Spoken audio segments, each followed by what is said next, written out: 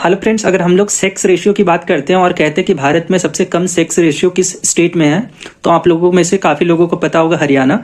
और बताता चलो कि सेक्स रेशियो क्या होता है। तो सेक्स रेशियो का मतलब होता है कि पर 1000 मेल के ऊपर कितनी फीमेल है।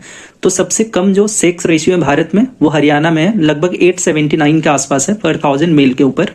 तो यहाँ पे हमने कुछ चीज़ें जानने की कोशिश किया और मैं कल ही एक केस स्टडी को पढ़ रहा था, तो उस पर काफ़ी बहुत ही विचित्र चीज़ मेरे सामने आया जो मैं आप लोगों के सामने बात करना चाहूँगा कि हरियाणा में जो सेक्स रेशियो कम है उसके पीछे रीज़न क्या है। मैंने जब जानने की कोशिश किया तो पता चला कि वहाँ के लोग जो होते हैं एक तरीके से अपने आप को स्वाभिमानी मानते हैं। वो किसी के सामने झुकना नहीं चाहते हैं और उनको लगता है कि अगर उनके यहाँ बेटियां पैदा होंगी तो किसी के सामने उसे झुकना पड़ेगा उसकी रिश्ता लगाने के लिए, उसकी शादी करने के लिए। तो लोगों की सोच वहाँ समझ सकते हैं कि कितनी रिजिड है और लोग ये नहीं चाहते कि वो किसी के सामने झुके।